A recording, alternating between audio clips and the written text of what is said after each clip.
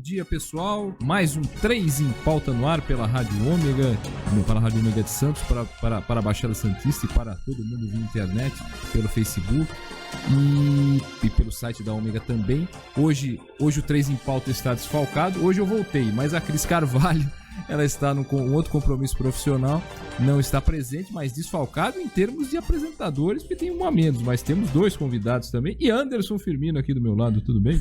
Bom dia, Ted, bom dia, ouvintes que acompanham o 3 em Pauta, prazer em contar com vocês. Obrigado por deixar-nos entrar na sua casa, no seu computador, enfim, onde você esteja nos acompanhando. E hoje um programa bem especial, tratar de assuntos importantes aí com duas pessoas bastante relevantes aí, que tem bastante a acrescentar às discussões aqui da nossa região. Com certeza, vamos falar de turismo, vamos falar de política, vamos falar de segurança, enfim, vamos falar um pouco de cada um desses assuntos que os dois convidados sabem muito bem. Mas antes da gente chamar os nossos dois convidados, vamos falar um pouco de notícia, né? Exatamente, né? Hoje recomeçou, né, a vacinação aqui na Baixada Santista, nas várias cidades aqui da Baixada, em Santos, para 85 anos, né? Já foi antecipada, né? A vacinação por 85 anos e está sendo marcada aí por grandes filas, né? O drive-thru na Arena Santos, né? Muito cheio, carros desde 6 e pouco da manhã já formando filas, assim, muita reclamação, muitas queixas. Policlínicas como a do Imbaré, por exemplo, aqui perto também, com bastante movimento, assim. Fica uma expectativa aí de como é que vai vacinar esse povo todo, assim, né? Porque a demanda é muito grande e a quantidade de vacinas ainda é pequena, né, Ted? Com certeza. Essas filas se formam. Aliás, acho que essa realidade vai acontecer em todas as idades, né? Em todas as idades vai haver esse processo de fila, seja no drive-thru, seja a pé. A gente já tinha visto isso com os profissionais da saúde, né? Nas filas recentes. Os de 90 anos também, aí a quantidade é menor, né? Mas há também uma procura muito grande. E agora nessa faixa que foi adiantada, né? E até tem um assunto aqui, uma outra notícia que a gente até vou aproveitar para chamar o nosso convidado, até para apresentá-lo, exatamente. Vamos apresentá-los. É o Tenente Coimbra, deputado estadual. Tudo bem, Tenente? Bom dia, obrigado pela participação aqui no 3 em Pauta. Bom dia a todos os colegas da bancada, bom dia a todos que nos escutam. É um prazer e uma honra ser convidado. Muito obrigado. E aqui o Eduardo Ferreira, né? Não Silveira, tá vendo? Eu sabia que eu estava preocupado com o primeiro nome, errei o sobrenome. Eduardo Silveira, presidente da Associação dos Profissionais de Turismo da Baixada Santista. Tudo bem, Eduardo? Obrigado pela presença. Bom dia, obrigado, Ted, obrigado, Anderson, obrigado, deputado. É uma honra estar aqui com vocês nessa manhã para a gente falar um pouco também sobre turismo. Sem dúvida. E eu falei de apresentar os nossos convidados, porque tem uma notícia aqui que o Tenente Coimbra até poderia comentar já, que é o seguinte: o Conselho de Ética da Assembleia Legislativa de São Paulo aí votou de forma unânime pela admissibilidade, foi nessa quarta-feira, né, do processo que a deputada Isa Pena, do PSOL, move contra o deputado Fernando Cury, do Cidadania, por ela ter sido apalpada ali em plenário. E vale lembrar que essa é a primeira etapa de tramitação do caso no Conselho de Ética. O segundo passo, né, de definição de um relator, também já foi dado. A relatoria ficará com o deputado Emílio de Souza, do PT, e segundo foi acordado com o presidente do colegiado, a deputada Maria Lúcia Amari. É um caso muito complicado. A gente comentou em alguns programas aqui, né, Tenente, a respeito dessa situação que aconteceu lá na Alesp. As câmeras mostraram, né, algo muito evidente, né? Não, sem sombra de dúvidas. Eu já tinha colocado, inclusive, minha posição. Sou suplente no Conselho de Ética. Sou suplente do deputado Adalberto Freitas, também do meu partido PSL. Mas, como ele esteve presente, não foi necessário a minha votação. Votaria da mesma forma, pela admissibilidade. Agora resta saber como o relator, o deputado Emílio, do PT, ele vai propor, né, a sanção, juntamente com a Maria Lúcia Amari, que é do PSDB, para o Fernando Cury. Existem diversos, como uma própria repreensão, que é algo figurativo, existe suspensão e até propriamente a cassação do mandato. Só estava presente essa sessão? Ficou um clima de estranhamento ali no momento que ocorreu? Durante a sessão não, porque não houve percepção até pela própria deputada. Se você observar, ela questiona na sessão seguinte. Acredito eu, isso é um achismo, que ela, incrédula que aquilo poderia ter ocorrido, ela logicamente sentiu, enfim, que foi ali, que teve sim algum tipo de abuso. Mas ela foi depois ver, porque lá tudo é gravado, tudo é filmado, é televisionado inclusive pela TV Alesp, e ela foi ver o vídeo e viu ali a situação e aí alertou no plenário. Mas no plenário, eu até apareço numa imagem próxima, mas você não tem como ter essa percepção da hora, porque são muitos movimentos que acontecem ao mesmo tempo, você está numa conversa, etc. São vários grupos ali que se formam de conversas, e você conversando de outras coisas, até você nem percebe o que você fala, não tem uma visão geral às vezes. Né? Exato, e era para ter sido a última sessão do ano, acabou não acontecendo, que a gente estava votando o orçamento.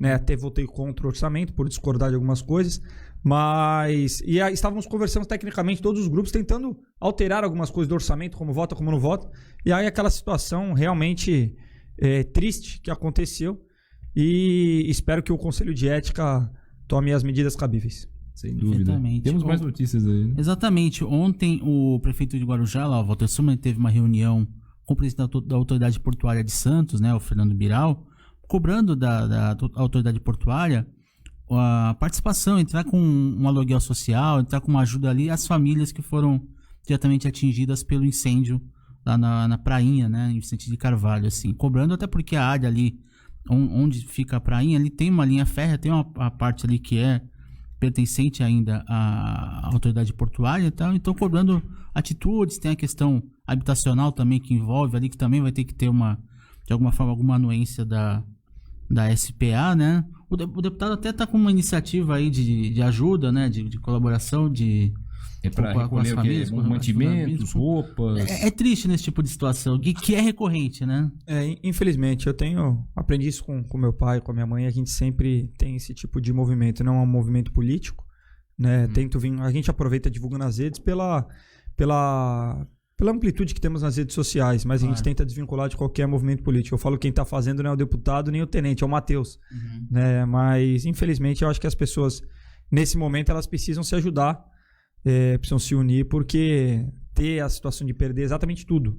Né? Tudo. O pouco que já tem. O pouco que já tem é tudo. Não ter o teto sobre a cabeça, não ter uma roupa, porque realmente é depender da solidariedade dos outros. Eu acho que nós, como seres humanos, temos que nos abraçar nessas horas. E como é que a pessoa que quiser doar algum mantimento, roupas, enfim, gêneros de primeira necessidade, produtos de higiene, pode procurar o seu gabinete? Higiene feminina, importante também. Muita gente esquece que tem higiene feminina, absorvente, etc. Exato. E acabam não doando.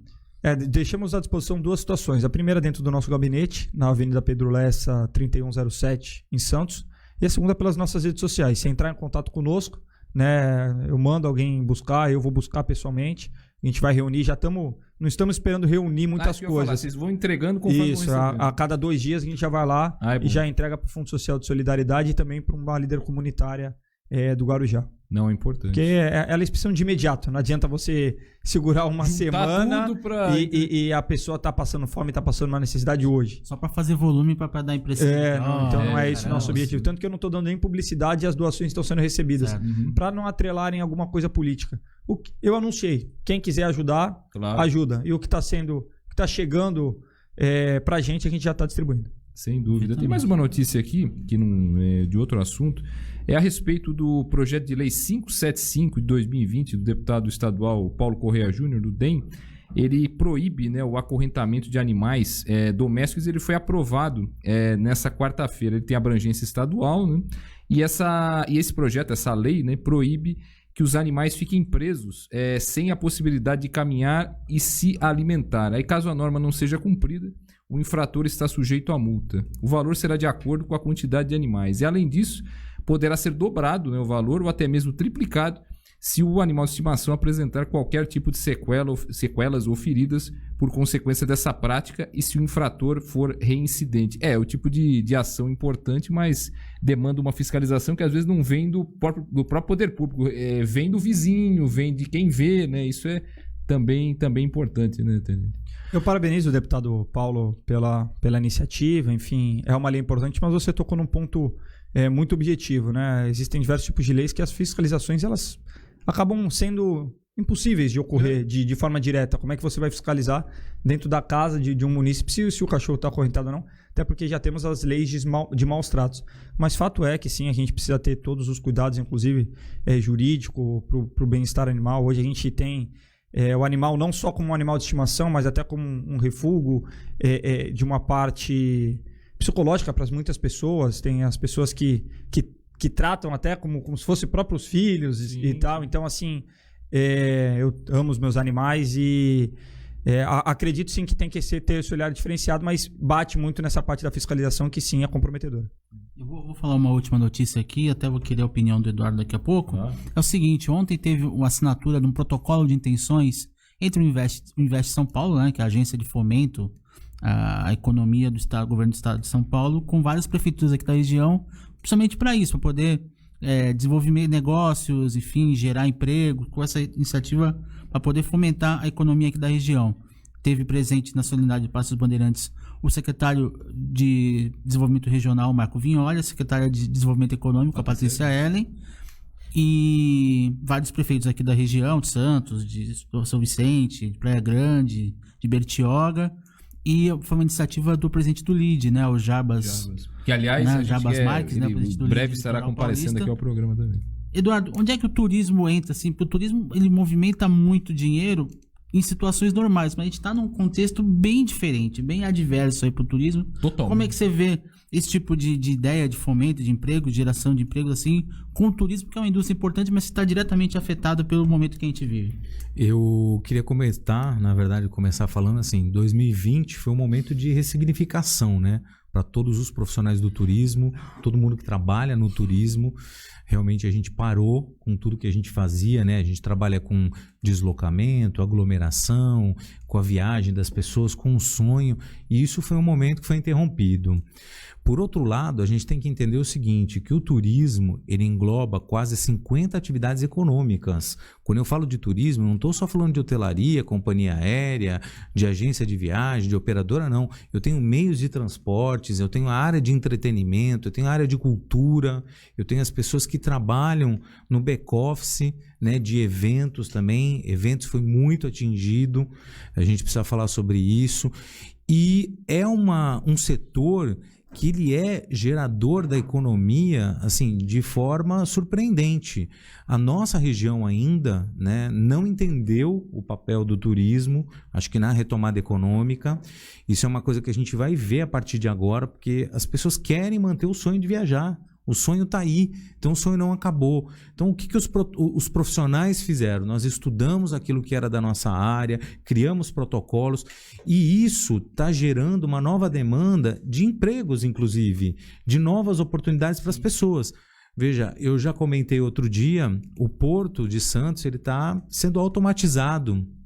Todos os processos hoje vão ser com grandes máquinas, com poucas pessoas trabalhando. Esses profissionais vão ter que migrar para Esses profissionais vão ter que migrar para as outras áreas. Então é muito importante que comece desde já essas políticas públicas, né? Um olhar para o turismo, de formar profissionais. Então a gente tem a própria PT incentivando isso. A gente tem os senhores, né? Se vocês me permitem falar, que é o sindicato dos hotéis, bares e restaurantes da Baixada Santista, com cursos de formação profissional, né, o Heitor, e eles estão fazendo um trabalho brilhante lá. Então é isso, a gente precisa que a prefeitura olhe com carinho para esse segmento e coloque investimentos, né? Vocês falaram hoje do aporte do governo de investimento nas empresas, né? O turismo também está solicitando isso. Aliás, grandes portas estão sendo abertas através do Ministério do Turismo, mesmo o governo do estado com o Desenvolve São Paulo também já abriu uma linha de crédito para o turismo. Então a gente acredita nessas potencialidades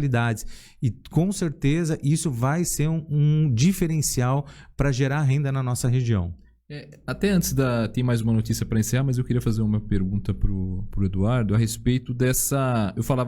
Falávamos aqui antes de entrarmos no ar a respeito da mudança, além da mudança causada pela pandemia, uma mudança que já acontecia antes do setor de turismo, da busca. Antes se o turista ele às vezes viajava para o exterior, às vezes pensava, puxa, o cara conhece o exterior e não conhece às vezes o próprio Brasil.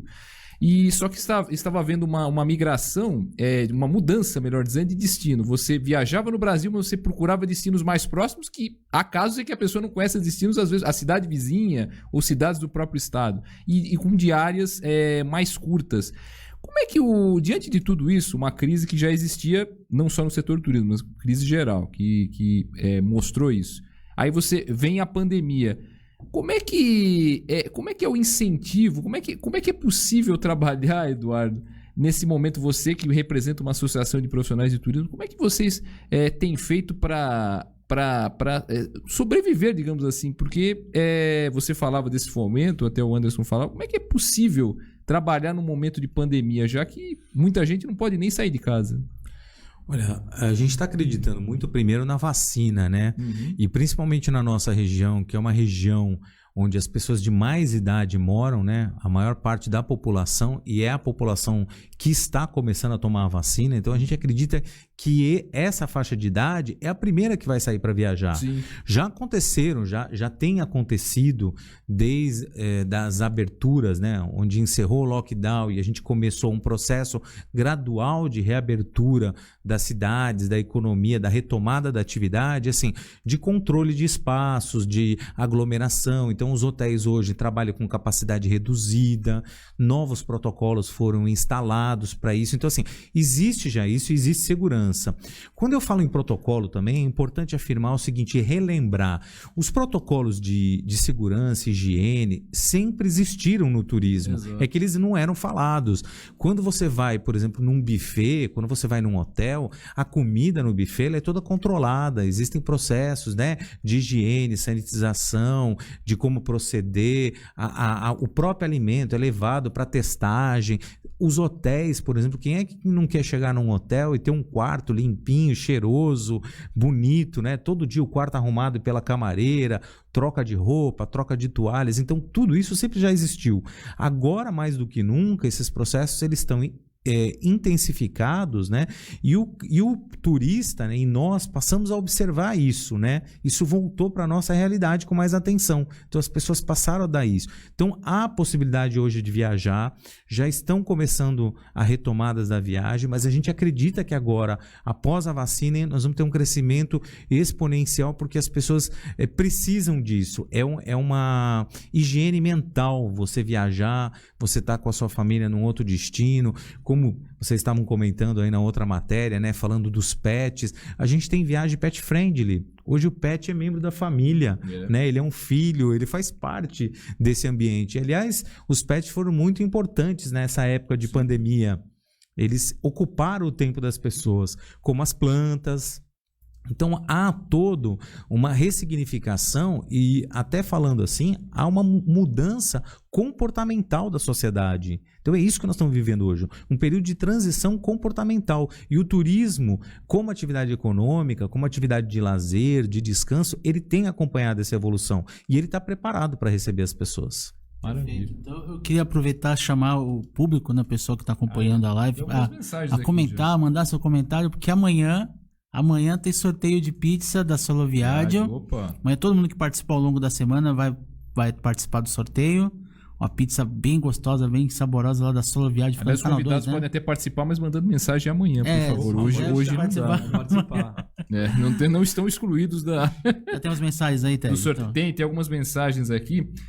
O Marcos Vieira manda mensagem aqui pro Tenente Coimbra. Tenente Coimbra, amigo do povo e defensor de todos, grande homem. Aconselhando aqui ao Tenente Coimbra tentar ser governador. Aqui já está nos seus planos já, Tenente, ou não? Não, longe disso. Quem abre demais a perna tropeça. Boa. Um passo de cada vez, né, Tenente?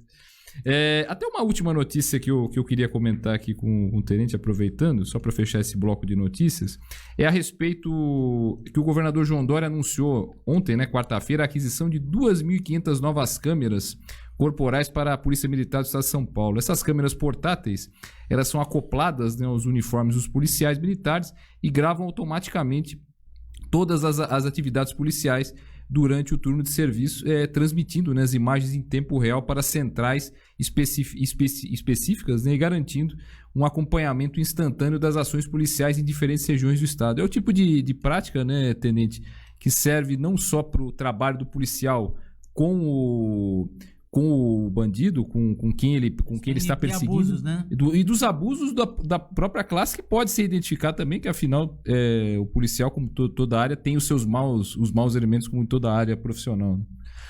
Isso foi muito debatido, mas a verdade é que acontece em vários países ao longo do mundo, né? Eu acho que não só... Acho que o abuso é o mínimo do mínimo, né? Eu acho que principalmente para resguardar o policial, porque hoje, durante uma ocorrência, o policial, às vezes... Aquela palavra de um contra o outro. Né? Exato. Né? Embora a palavra do policial... Ele vale a mais nesse aspecto. Até juridicamente falando. Sim. Mas numa ocorrência ele inicia uma ação. Né? Sofreu uma agressão policial, um exemplo. Né? E ele vai tentar imobilizar o sujeito, que enfim, pode... não estar no seu estado normal, psíquico, etc. Pode ter feito uso de entorpecente. Quando ele tem que ter uma ação um pouco mais enérgica, com um pouco mais de uso de força, aparece alguém com o celular, começa a filmar e fala, policial, tá batendo no trabalhador, no estudante. Então, é igual, acontece... A história. Exato. Todo dia acontece uma história dessa. Né? Todo dia um policial, ele tem receio de trabalhar, ele tem receio de ser enérgico muitas vezes, e o policial não pode ter uma amorosidade. Fato é, né? A gente não pode ter uma polícia que não tem iniciativa, tenha receio de ser enérgica quando necessário. Eu acho que essa Câmara, ela vem sim para ajudar. Não pode servir como um caça-bruxa de policiais. Sim. Né? De forma alguma. Tem sim que também ser identificado possíveis excessos e ser sancionado, mas eu acho que mediante muitas das coisas que eu não concordo com o governador, essa eu concordo, eu acho que vem para somar com a Polícia Militar. Deputado, escola cívico-militar é uma bandeira que o senhor está trazendo, a implantação aqui na região está a caminho, né, pode acontecer. Queria que o senhor falasse um pouco mais a respeito dessa ideia, como é que surgiu, quais os benefícios, enfim, que o senhor falasse um pouco mais da escola cívico-militar, por favor. A escola cívico-militar, na verdade, ela não é um projeto desse governo atual. As escolas cívico-militares, elas existem há mais de 20 anos. Sim. Que elas se assemelham aos colégios militares. E eu acho que primeiro é importante a gente fazer essa diferenciação.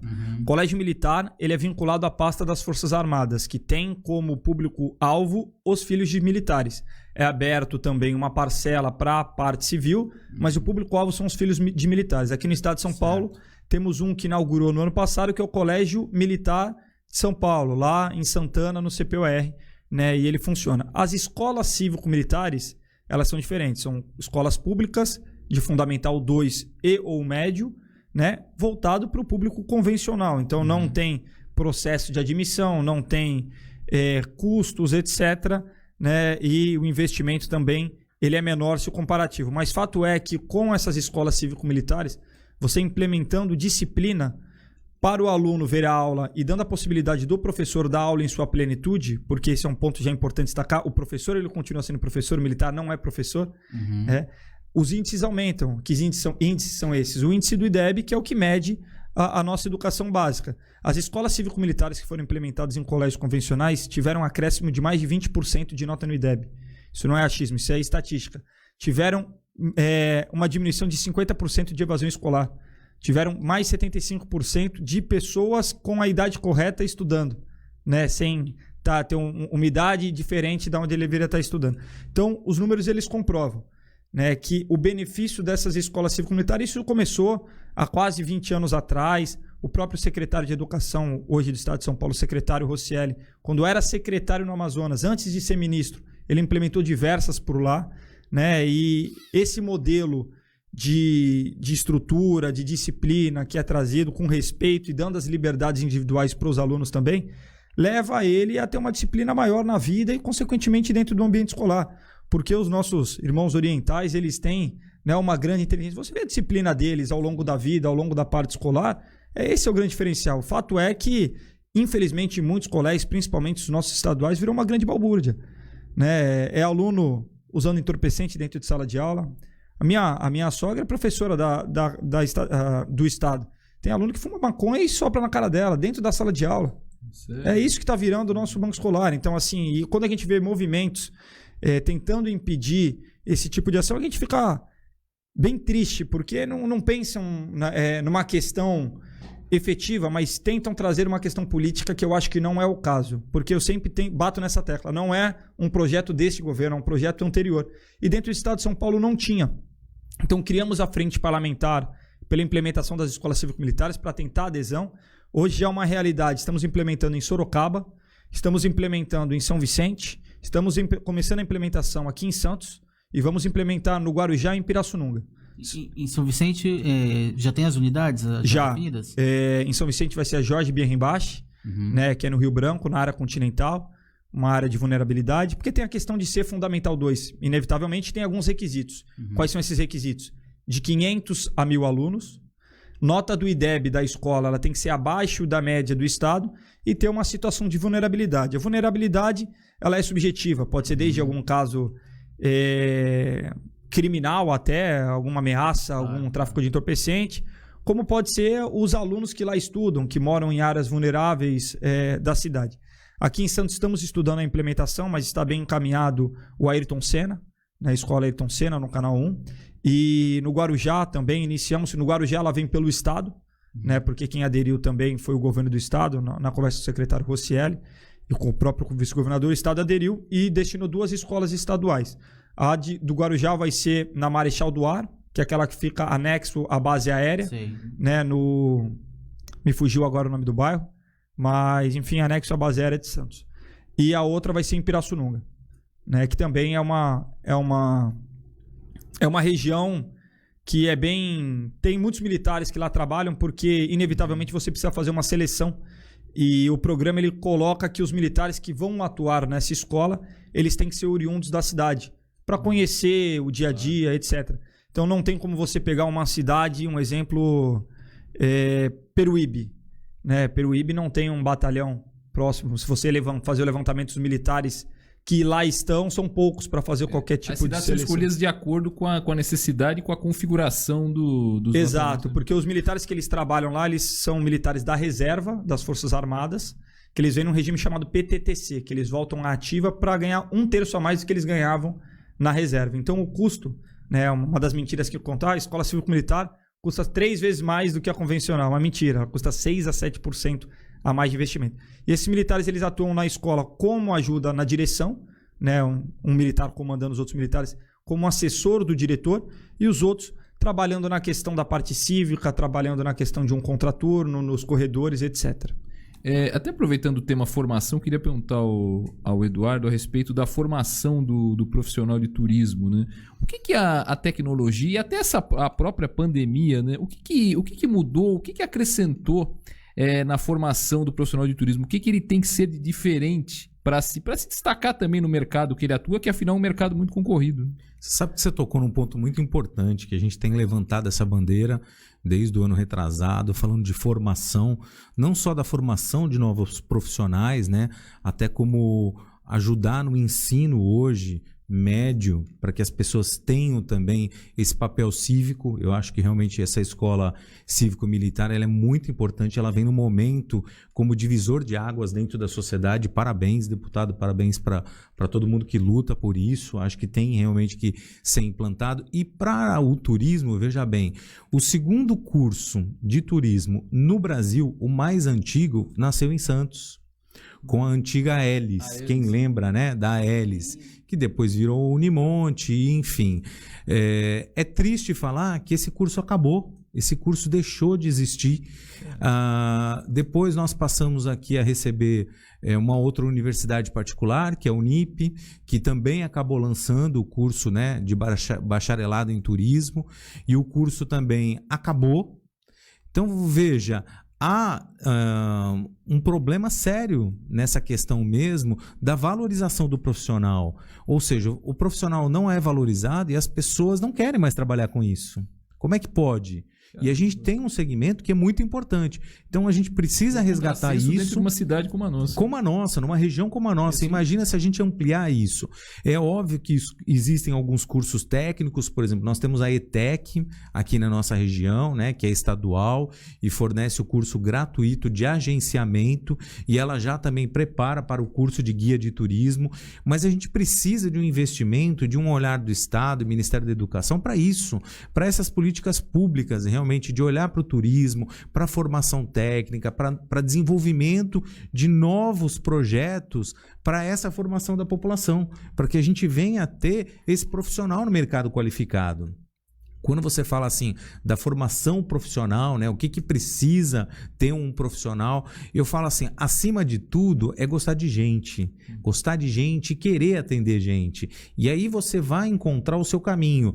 Nós temos a área de eventos, nós temos a área de agenciamento, nós temos a área operacional, nós temos os guias de turismo, nós temos o pessoal que trabalha em transporte, os motoristas de ônibus turístico, que é totalmente diferente do motorista de de transporte urbano, né? O trato é outro, ele tem que conhecer a estrada, ele tem que conhecer mais de mecânica, é totalmente diferente. Então, veja quantas diferenciais hoje que a gente pode prover, né? O governo pode prover para a gente, o Estado, e a gente está lutando por isso, por esse reconhecimento, né? Nós aqui na associação, como diferencial, nós criamos um selo que chama o selo Sou Profissional do Turismo. É um selo de ética profissional, de respeito, de tradição, de profissionalismo que a gente coloca no mercado. Todos os nossos associados têm esse selo, respaldando mesmo o trabalho de qualidade, né? Isso é o grande diferencial no momento. É o atendimento, é você gostar. E a partir daí, obviamente, você vai se qualificando com os cursos, com treinamento, aprendendo línguas, né? Se profissionalizando para poder conhecer, na verdade, conhecer e vender o mundo e o Brasil. Hoje o que nós precisamos é resgatar em todos os cidadãos aqui da nossa região e também ao movimento que a gente tem levado para Santos, é esse poder de pertencimento. Santos é minha, a história de Santos é minha, eu sou dessa cidade. Então a gente precisa valorizar isso, e isso faz parte do turismo também. Antes até da pergunta do Anderson, só mandar 2 saudações. Uma para a Fabiana Honorato, assessora, que gentilmente nos ajudou, amiga de tantos anos, nos ajudou na presença do Eduardo Silveira aqui, e outro, um beijo para Thaís Margarido, que ontem anunciou que é a nova secretária de turismo de Cubatão, por isso a lembrança, o grande beijo a Thaís, que esteve no programa da semana passada e agora quando voltar, vai voltar como secretária, né, Anderson? Com certeza, né? Então, boa sorte para Thaís, ela que é uma pessoa muito bacana, que tem boas ideias, tem bons pensamentos, sobretudo boas intenções. Isso. No trabalho que às vezes. Então, boa sorte para Thaís nessa nova empreitada. Eu queria perguntar para o deputado, o Tenente Coimbra, até eu estava lendo no último artigo que ele colocou lá no blog da Tribuna, né? A questão lá da vacinação para todo mundo da linha de frente, mas que tem que ter uma atenção com o pessoal que tenta furar fila. Parece que a Lesp está com alguma coisa nesse sentido aí para poder punir os fura-filas, né, da vacinação, né, deputado?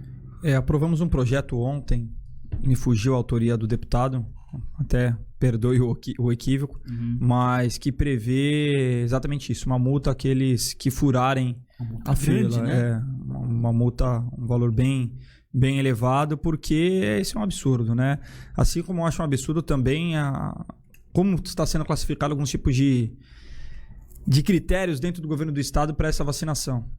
Um exemplo, sem desmerecer o trabalho de ninguém, mas, por exemplo, saiu uma portaria na semana passada que coloca no grupo prioritário profissionais até de educação física, e em detrimento que, por exemplo, as terceirizadas que fazem o transporte de Covid, tanto o médico como o motorista da ambulância, quem está atuando direto Covid não foi ainda vacinado.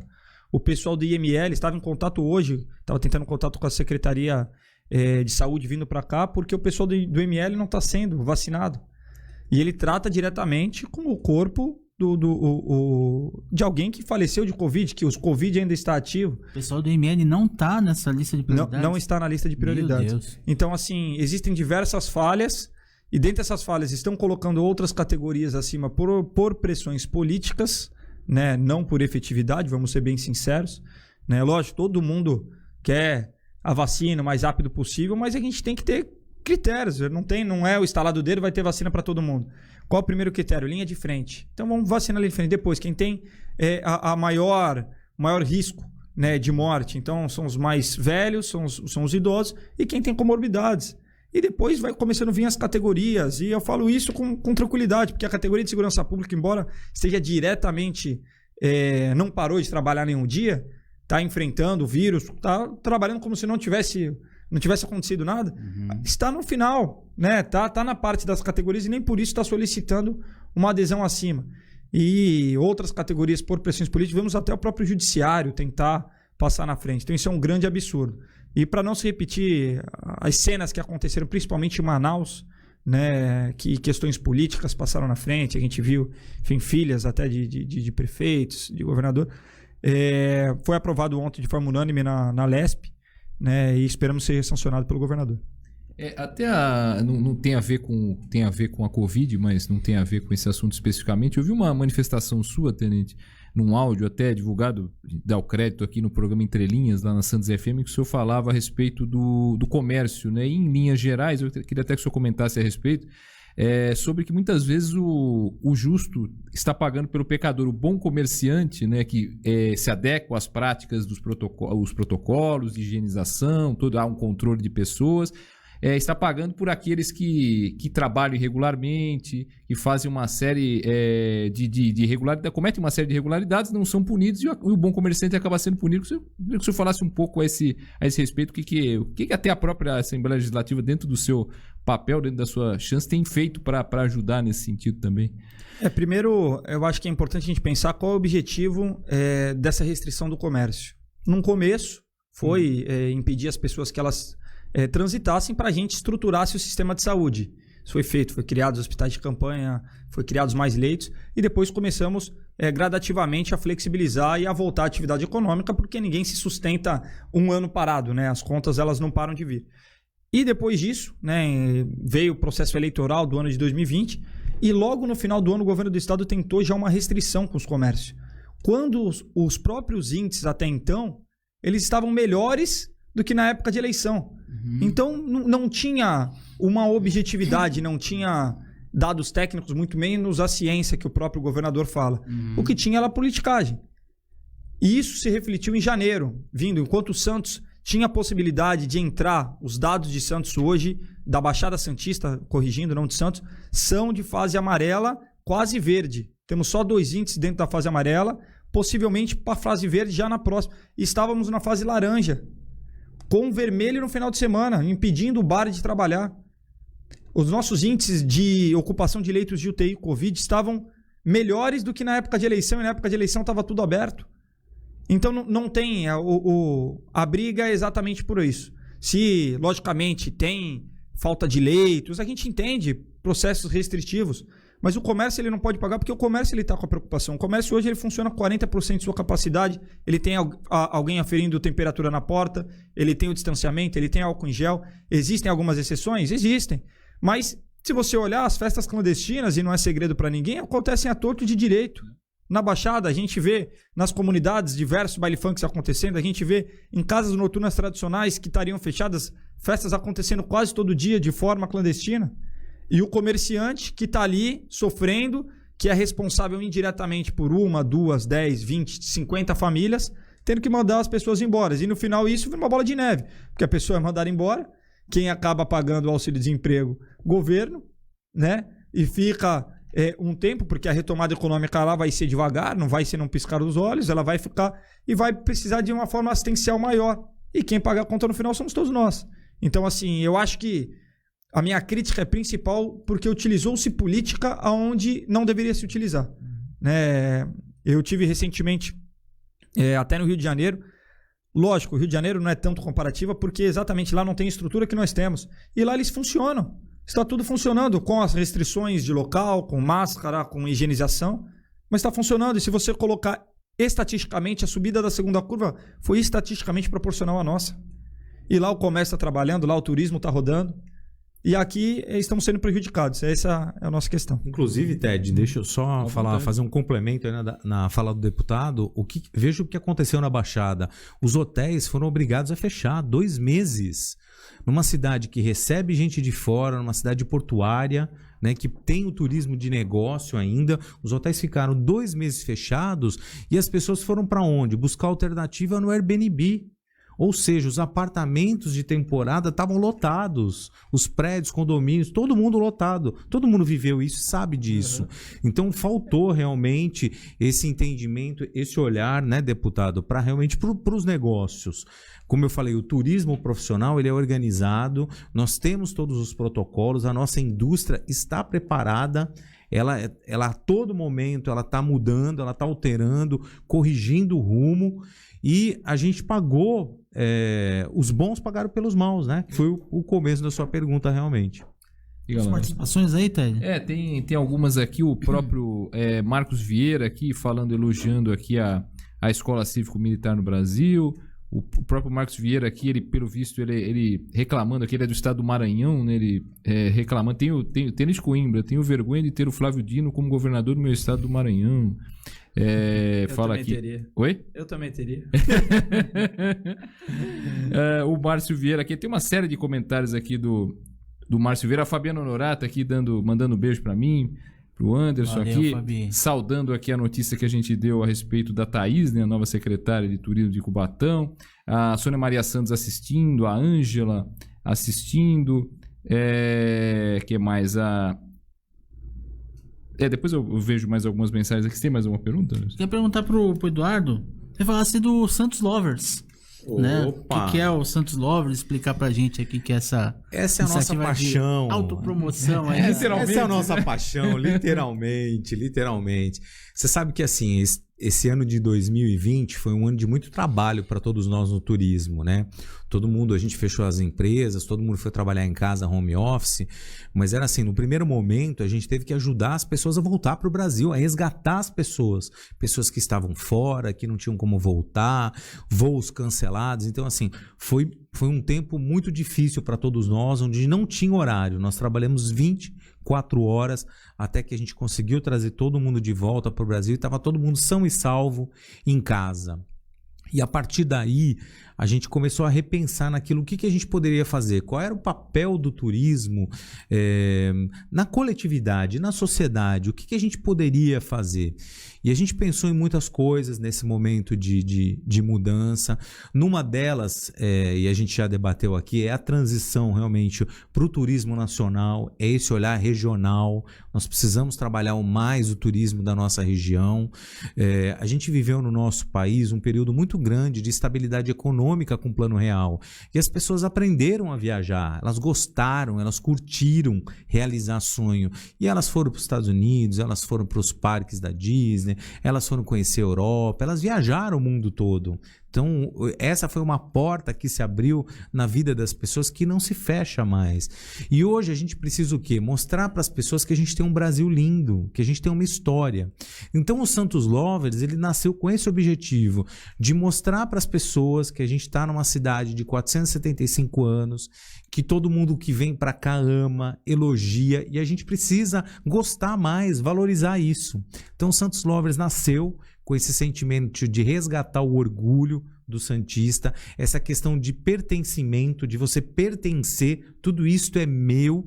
E a partir daí, são muitos projetos que a gente vai trazer, inclusive, vou dar um spoiler aqui, a partir de maio... Spoilers são bem-vindos. Spoilers são bem-vindos, né? A partir de maio, nós vamos ter aí um final de semana de maio, o Festival Santos Lovers. Nós vamos levar para o Centro Histórico um grande evento de turismo, cultura e música. Tudo organizado pela Associação dos Profissionais do Turismo, com protocolos, com garantias, com segurança. A gente já fez e provou que é possível fazer, tenente. Então, assim, a gente consegue organizar, é o que você falou, é o momento da retomada econômica e principalmente da inovação. A gente precisa trazer, são novas ideias que estão chegando.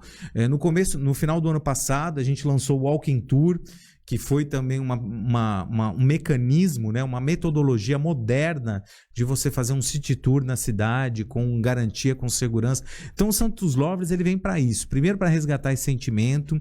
Ele foi lançado em janeiro para comemorar também o aniversário de Santos, né, trazer essa história toda. A gente tem um site onde as pessoas podem entrar e deixar o depoimento. Qual e temos Santos Lovers. Santos Lovers. www.santoslovers.com.br e nós temos o Instagram também, que a pessoa pode entrar lá e postar uma foto e marcar a gente e a gente republica isso. Então, é valorizar aquilo que é nosso, aquilo que é da cidade, aquilo que pertence a todos nós, é ter um olhar diferente, né? A pandemia ensinou isso, que nós, a gente sempre falava antes da pandemia que a gente não tinha tempo, e quando chegou a pandemia ensinou pra gente que a gente tinha muito tempo, e aí algumas pessoas enlouqueceram, porque não sabiam o que fazer, né? Com tanto tempo ocioso, mas hoje a gente está encontrando esse caminho, as pessoas estão tendo essa mudança de comportamento e tá aí, o Santos Lovers tá aí, eu convido todo mundo a participar e seguir a gente nas redes. Uma curiosidade, Eduardo, a associação também existe a associação de outras regiões do Brasil, essas iniciativas são unidas, digo, para cada um para sua região, como tem o Santos Lovers, de repente existe a Cidade X Lovers, existem iniciativas unificadas entre as associações? Não, ainda não existe isso, a gente está caminhando para algumas discussões e espera Eu acho que a união do setor realmente é o que vai fazer a diferença, é o que tem feito. A APT, né, como a gente fala, resumindo o nosso nome, nós nascemos aqui em Santos, ela é uma entidade privada, sem fins lucrativas, formada por profissionais de turismo, profissionais de outras áreas. O Lauro Tubino, sim, né, que vocês conhecem, o grande Lauro Tubino, saudoso jornalista Lauro Tubino, ele foi um dos nossos sócios fundadores, foi diretor da APT durante muitos anos, e a gente tem resgatado tudo isso. Então, o turismo, ele sozinho, como atividade econômica, junto aos profissionais, ele próprio está se mobilizando e criando essas alternativas. Eu acho que isso é muito importante, mostrar para as pessoas, né, essa valorização profissional. Primeiro, a PT surgiu como isso, essa valorização, essa busca, esse encontro, a união de pessoas. E, a partir daí, foram surgindo, né, as causas, os propósitos e os nossos valores, a nossa missão, que é defender o profissional do turismo, valorizar a categoria e principalmente ressaltar o profissionalismo, evocar isso na sociedade. O deputado, eu queria voltar um pouco com uma dúvida quanto à questão da Escola Cívico-Militar, quanto ao conteúdo programático, né? Como é que vai ser elaborado esse conteúdo? Porque muita gente pode até pensar que a Escola Cívico-Militar vai ser uma escola de direita, assim, que vai só pregar os valores da direita, etc, e talvez não seja dessa forma. E a qualificação dos professores, como é que vai ser pensado os professores? Se os professores que estão lá nas escolas vão ser, de alguma forma, qualificados para poder se adaptar a essa nova realidade, como é que vai ser isso? Perfeito. Quanto à parte do conteúdo programático, ele continua similar, continua o mesmo conteúdo programático. O que são adicionais são as aulas extracurriculares. Né, o programa ele é moldável com a realidade de cada município, até porque é um programa a nível nacional e cada município que adere tem suas características. Então, dentro de diálogo contraturnos tem os projetos valores, tem a parte das questões cívicas, temos um estudo hoje dentro do programa das escolas cívico-militares de mandar professores, inclusive de um formato de intercâmbio para ensinar espanhol, temos banda, temos a possibilidade da questão de robótica, então tudo isso é moldável de acordo com a necessidade do município, aquilo que tem, aquilo que não tem e aquilo que pode ser aplicado de acordo com alguns recursos, mas o conteúdo programático é o mesmo. Os profissionais que lá irão trabalhar, lá que irão lecionar, são os professores que já estão na escola, né? Os professores que não quiserem lecionar, então uma escola foi escolhida, né, os professores que não quiserem lecionar, eles, obrigatoriamente, o município ele tem a obrigatoriedade de transferir esse professor, que lá não queria estar. Né? Mas os professores eles vão ser os mesmos que estão inicialmente e vai ter, logicamente, um processo de treinamento com o MEC. Quem estiver lá vai abraçar o projeto. Exato. Caso não queira abraçar, a responsabilidade do município realizar uma transferência para esse profissional. Inclusive os alunos. Caso um pai ou uma mãe não queira que o aluno estude nesse projeto, né, nesse projeto de gestão compartilhada, é a obrigatoriedade do município transferir. Então é um projeto extremamente democrático. Só vai estar estudando lá quem quer. E a título de exemplo, anunciamos em São Vicente. Hoje, ainda não começamos a caminhar, ainda não começou a implementação, mas já temos mais de 400 famílias que ligaram para a Secretaria de Educação e colocaram o nome do filho na fila de espera. A demanda ela existe, né? A gente não está transformando esse modelo de gestão compartilhada em toda a rede municipal ou toda a rede estadual, mas você criar uma possibilidade é democrático. Isso, se tem essa demanda, por que não? Né? E isso é benéfico de uma forma geral. E qual é o processo de implementação? Que isso é bacana falar. Esse projeto é tão democrático que primeiro o município ele solicita, o Estado ou a parte federal ela manda. Depois é feito uma escolha com os critérios de vulnerabilidade que eu já falei, para qual escola vai ser contemplada. Dentro dessa escola é feitas diversas audiências públicas, conversa com a direção, conversa com os professores, conversa com os pais, conversa com a comunidade, e depois tem uma votação da comunidade escolar. Então quem tem direito a voto? Quem trabalha na escola, os professores e funcionários, e os familiares e os pais dos alunos. Só, para não ter pressão política, para não ter pressão ideológica. Esse processo todo leva quanto tempo, mais ou menos? Estimativa, pelo menos? Depende da prefeitura. Né? A gente iniciou esse processo no ano passado, mesmo com as gestões anteriores, dos prefeitos anteriores, que de Santos e São Vicente houve alteração, e agora a gente está caminhando. Mas, inevitavelmente, você pega um período de janeiro, que é um período que a maioria dos professores estão de férias, enfim. Então, isso tudo acaba não tendo a celeridade. E em Sorocaba conseguimos dar uma celeridade, porque estava absolutamente no meio do ano ali, mas acreditamos que até março já esteja tudo finalizado nos 3 municípios aqui da Baixada, nos 2 do interior, para essa implementação. E finaliza com a votação. O projeto ele só é implementado se a comunidade escolar quiser. Se tiver mais da metade que não queira, o projeto ele é cancelado e é isso. Mas fato é que em todos os municípios que teve essa consulta de audiência pública, a média é de 75% a 80% de aprovação. Tem uma mensagem aqui do Danilo Pedro, não é uma pergunta, é uma mensagem apenas. Ele fala: parabéns por criar um projeto de lei para anistiar as multas dos comerciantes. Comenta aqui o Danilo. Eu queria lhe fazer uma pergunta, deputado, que não tem a ver com isso, mas tem a ver com outro assunto, tem a ver com segurança. Recentemente a Prefeitura de São Paulo, o senhor certamente acompanhou, colocou pedras debaixo de viadutos para inibir a presença ali de moradores de rua, pessoas que ficassem ali.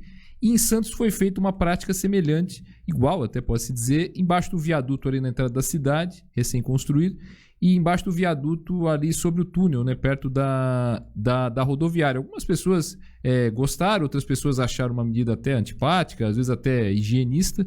Eu queria saber o seu ponto de vista, deputado. O senhor acha que essa medida é válida, não é válida? Eu queria que você falasse um pouco a respeito disso, pelo que o senhor acompanhou. Primeiro, aproveitar o gancho que o Danilo, né? Danilo, isso. O Danilo, à vontade. O Danilo comentou.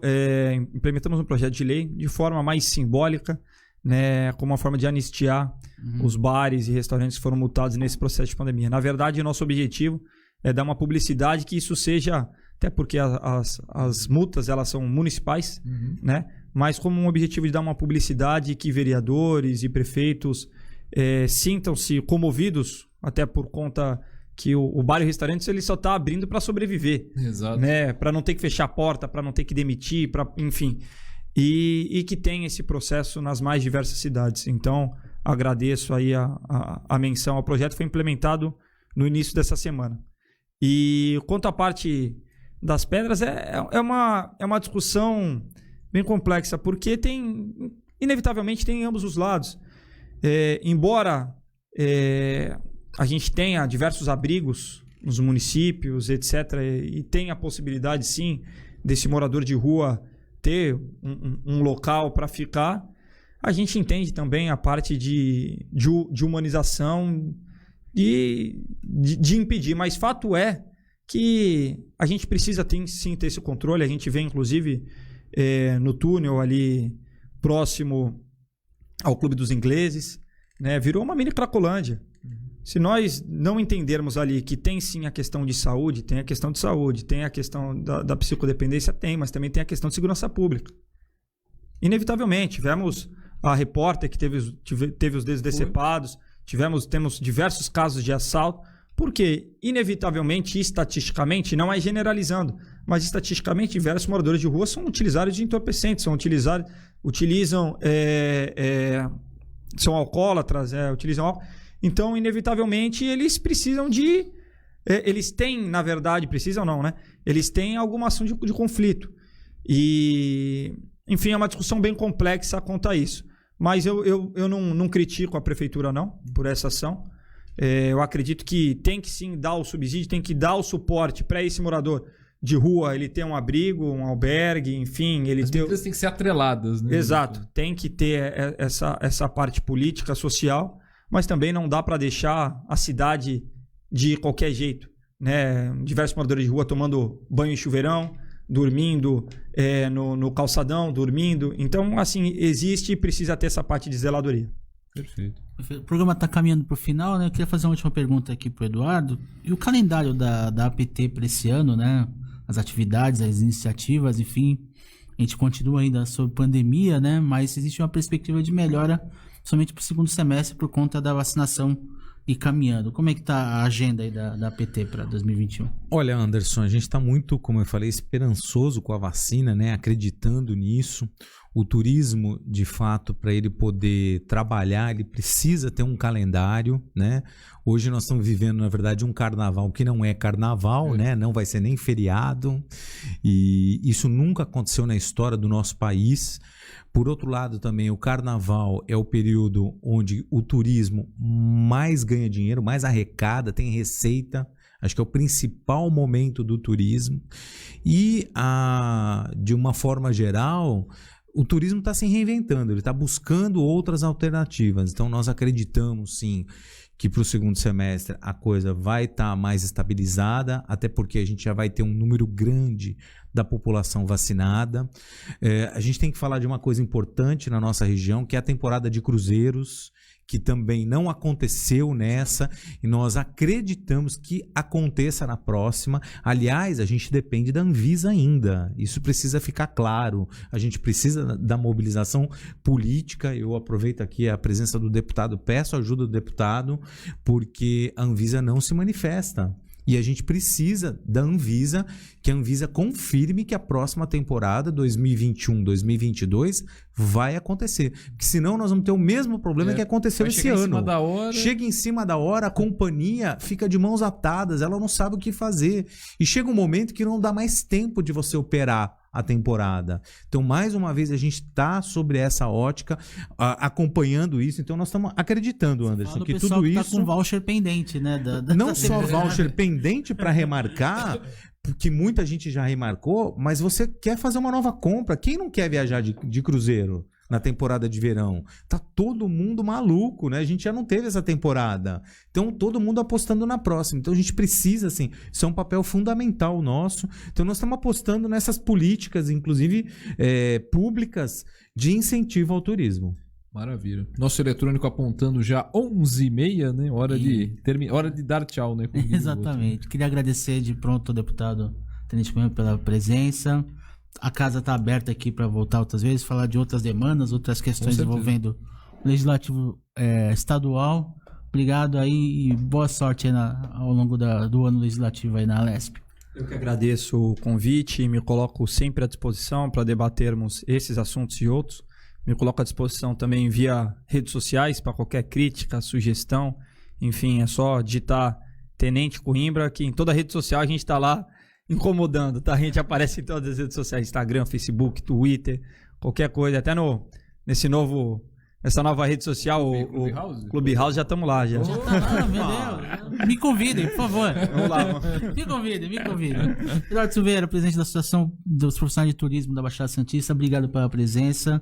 Anderson, Ted, muito obrigado. Obrigado, deputado, pelo dia de hoje. Aí foi muito importante a gente estar aqui debatendo esses assuntos. Aos ouvintes, obrigado pela participação. E eu estou à disposição. Quando vocês precisarem, é só chamar. E quero convidar todo mundo a participar da nossa campanha. Venha ser um Santos Lovers. Acessa lá nas nossas redes sociais ou vai lá no nosso site www.santoslovers.com.br. Ratificando os agradecimentos ao Eduardo, ao Tenente pela participação, que voltem mais vezes aqui em outras oportunidades.